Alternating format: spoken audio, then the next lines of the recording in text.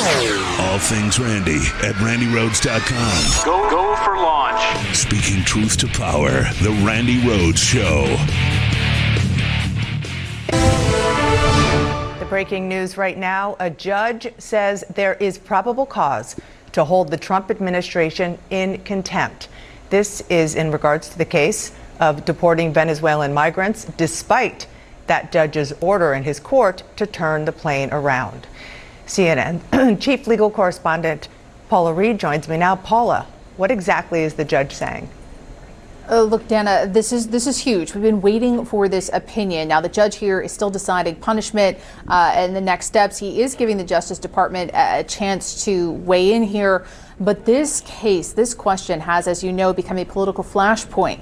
President Trump has repeatedly attacked this judge, James Boasberg, even calling for him to be impeached. Now, much of this started last month. On March 15th, the president had invoked the Aliens and Enemies Act to facilitate deportations of Venezuelan migrants. The government alleges were affiliated with a gang. Litigation commenced over the weekend, and these planes that were already carrying migrants were eventually grounded. But then when the judge ordered these to be flown back to the United States, they continued from Honduras, where they had stopped, onto El Salvador. Now, the judge has suggested that this was a deliberate attempt to defy his order. But Justice Department lawyers and sources I've spoken with disagree. They believe that a district court judge did not have jurisdiction over the acts of the administration once they're in international territory. Now, I want to read some quotes from this opinion. The judge says, as this opinion will detail, the court ultimately determines that the government's actions on that day demonstrate a willful disregard for its order, sufficient for the court to conclude that probable cause exists to find the government in criminal contempt. The court does not reach such a conclusion lightly or hastily. Indeed, it has given defendants ample opportunity to rectify or explain their actions. None of their responses has been satisfactory. Well, what name anything this administration has done that is satisfactory. There is nothing coming from this White House that will be satisfactory. There is nothing that will have anything to do with, immigration or the economy or making things more affordable. Nothing. The things that you, MAGA, that you voted for, they're not happening. They're not happening. The man ran out of criminals like on day one. Okay, for his mass deportations. Now he's literally taking students, 1,000 students, 1,000 student visas have been taken by the Trump administration away from 1,000 students here on student visas. Okay, he's going after the Ivy League schools that have student, exchange programs, that have research exchange programs, that have student visas for the best and the brightest around this globe to come here. This is one of the services that America is, the shining city on the hill for. This is one of the things that people come here for, is our higher education and our rule of law and due process and those things that we as Americans take for granted.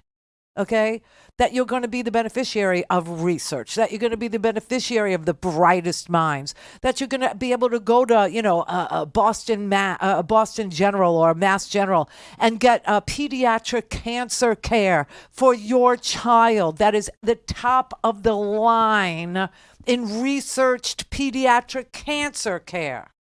No. Donald Trump is going after Harvard University. Donald Trump is going after 1,000 student visas. Donald Trump is going after lawful immigrants. Donald Trump is going after people who have had due process, who have court orders withholding their deportation because they will be killed if they are sent back to their country, let alone put in a gulag full of the exact gang members they were fleeing. How are you going to ever tell me that anything satisfactory is going to come out of that administration? Well, it won't, and it can't, and it shan't, or whatever you want to say. I can explain exactly what's going on here. This is Donald Trump's effort to make America white again. That is what this is. That is why he doesn't want foreign students here on foreign visas. This is why he's deporting people under the stupid cloak as thank God for Molly Jong Fast, because yesterday I was telling you, do not revoke these student visas. Do not deport these people like Mahmoud Khalil or his buddy who is going to a naturalization hearing.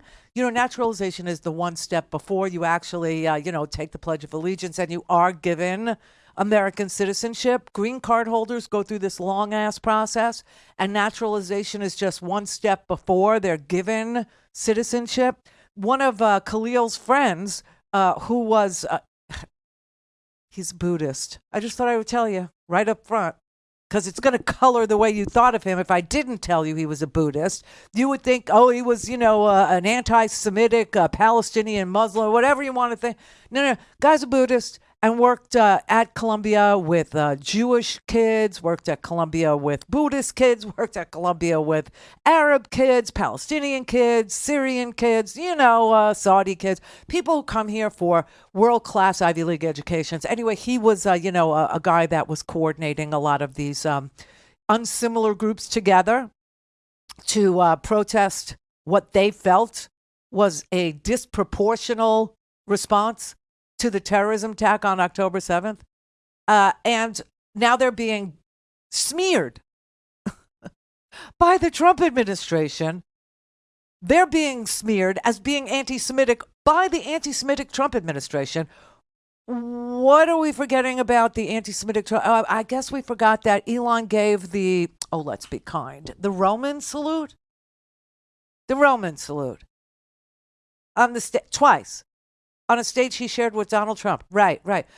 Let's not forget that Charlie Kirk has been invited to every CPAC. Let's not forget that, there are good people on both sides. Jews will not replace us.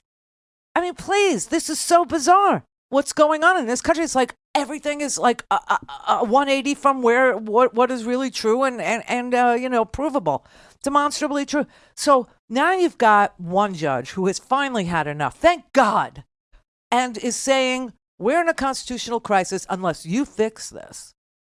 And by fixing it, we're going to tell you, you need to give me the names of the people who said, we're going to defy Boasberg. He doesn't have jurisdiction over us, or whatever their damn excuse was, to violate his court order and send people who had no criminal record, who were here from Venezuela, working their asses off, living in apartments with their parents or their friends in Dallas.